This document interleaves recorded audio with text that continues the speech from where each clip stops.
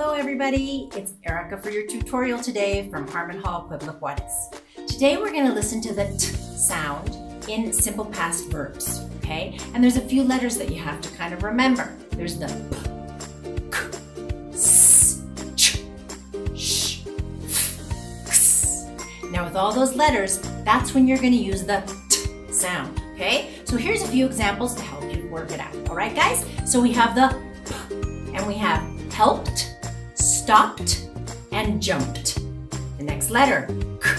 We have walked, asked, talked. Next letter, s. Kissed, passed, danced. Okay? Ch. Watched, attached, and touched. Sh. Washed, brushed, pushed. The f sound in laughed, coughed, and sniffed.